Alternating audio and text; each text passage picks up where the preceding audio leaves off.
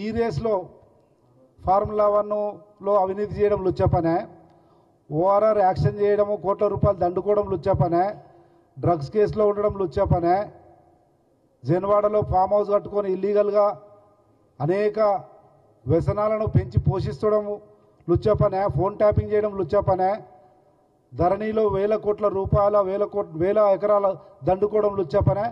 తేలుద్దాం రండి. లేదంటే 6 గ్యారెంటీలు అమలు చేయడం లుచ్చ పనే ముఖ్యమంత్రి చేస్తున్నది. రైతులకు రుణమాఫీ చేయడం లుచ్చ పనే, పేద విద్యార్థులకు స్కాలర్షిప్లు, హాస్టల్ ఫీజులు పెంచడం లుచ్చ పనే, భూభారత్ తెచ్చి కోట్ల మంది రైతులకు మానసిక వేదన నుంచి బయటపడే లుచ్చ పనే ఆలోచన చేయమని కోరుతా ఉన్నాం. నువ్వు చేసినవన్నీ లుచ్చ పనులై ఈరోజు కేంద్ర రాష్ట్ర విచారణ సంస్థలు అన్నీ నీ మెడకు చుట్టుకుంటుంటే తట్టుకోలేక నైరాశ్యంలో దిగజారి మాట్లాడుతూ ఉన్నాం. ఆ విచారణ సంస్థలకు సమాధానం చెప్పలేక, చెప్పే నీలో చేవలేక చేసిన పాపాలన్నీ మెడకు చుట్టుకుంటున్నాయి కదా అని చెప్పి ఇష్టం వచ్చినట్లు మాట్లాడితే చూస్తూ ఊరుకోమన్న విషయాన్ని కూడా గుర్తు చేస్తూ ఉన్నాం. జాగ్రత్త, మళ్ళొకసారి నాటక ఇష్టం వచ్చినట్లు తిరిగితే తాట తీస్తాం బిడ్డ. తమాషలు అవుతున్నాయా? గౌరవ ముఖ్యమంత్రిని, అధికారులను, విచారణ సంస్థలను అవహేళన చేస్తూ ఇష్టం వచ్చినట్లు మాట్లాడుతూ ఉన్నాం. ఏసీబీ నుంచి పోతే ఎందుకు ఆయనకి మంగళారతులు? నీ జైలుకు వచ్చిన చెల్లెలు మొత్తం కుటుంబం హారతులు ఎందుకు ఇస్తారు? దొంగతనం చేసి మావాడు ఇంకా అరెస్ట్ కాకుండా బయటపడ్డాడు అన్నటువంటి సంతోషంతో మంగళారతులు ఇస్తారు. ఒకవేళ ఏం లేకపోతే మంగళారతులు ఎందుకు? ఆయన పెద్ద పోటుగానిలాగా పెద్ద ఉద్ధరించి వచ్చినావా? సాహసం చేసి వచ్చినావా? దేశ సేవ చేసి వచ్చినావా? దేవుని సేవ చేసి వచ్చినావా? ఎందుకు ఆ మంగళారతులు? పట్టుబడకుండా 4 రోజులకు విడిచిపెట్టారు కదా మహాప్రభు భగవంతుడు దేవుడా అని మంగళారతులు ఇస్తున్నారు. లేకపోతే ఎందుకు మంగళారతులు? ఈ చెల్లిలాగా జైలుకు పోలేదని 4 రోజులు సమయం అని ఇచ్చారు కదా అని మంగళారతులు ఇస్తున్నారు. ఏమీ లేకపోతే ఎందుకు?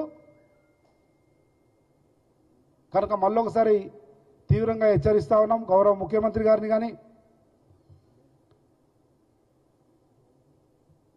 ప్రభుత్వాన్ని కానీ ఇష్టం వచ్చినట్లు మాట్లాడితే మంచి పద్ధతి కాదు, ఖబర్దారని హెచ్చరిస్తా ఉన్నాం. ఒకవేళ మా కార్యకర్తల సంయమనమై కట్టలు తెంచుకుంటే మాత్రం ఇట్లా ఉండదు పరిస్థితి. మేము శాసనసభ్యుడిగా పనిచేసినాం. 10 సంవత్సరాలు మీ హాయంలో అనేక ఉద్యమాలకు ప్రజల తరపున గొంతుకగా నిలిచినాం. ఏం చేసిరు? నన్నే 52 సార్లు హౌస్ అరెస్ట్ చేసిరు, 17 కేసులు పెట్టిరు, ఇంకా కోర్టుకు తిరుగుతూ ఉన్నాం. ఈరోజు మా అధికారం ఉంది, మా ప్రభుత్వం ఉంది, చేయాలనుకుంటే చేయలేమా? హౌస్ అరెస్టులు లేకుండా, అక్రమ కేసులు లేకుండా, ప్రజాస్వామ్యయుత ప్రజా పరిపాలన ముచ్చటగా ముందుకు పోతుంటే తట్టుకోలేక ఆ రాజసం లేదు కదా, అడ్డగోలు అవినీతి అక్రమ సంపాదన దూరమైంది కదా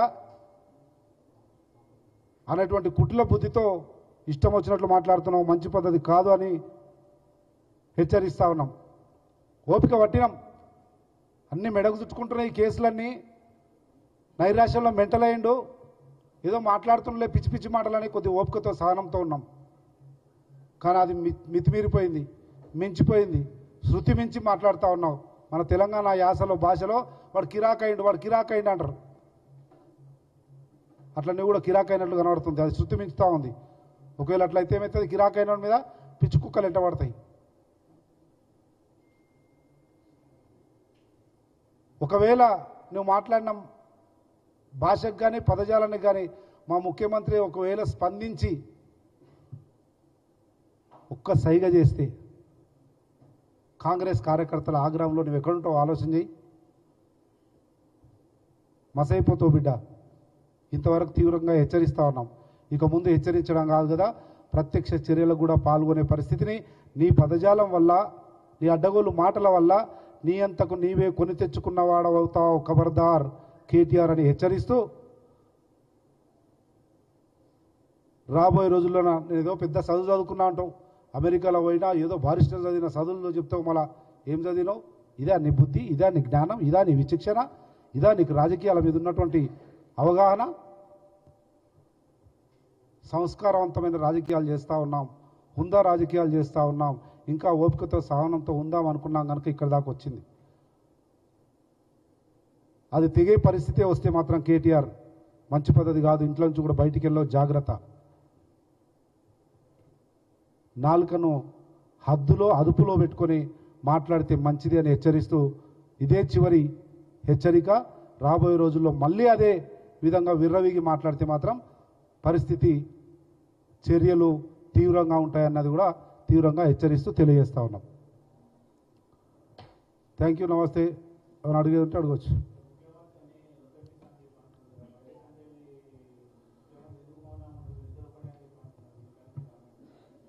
ఇది కిరాకైంది, అదేమో మెంటల్ కృష్ణ.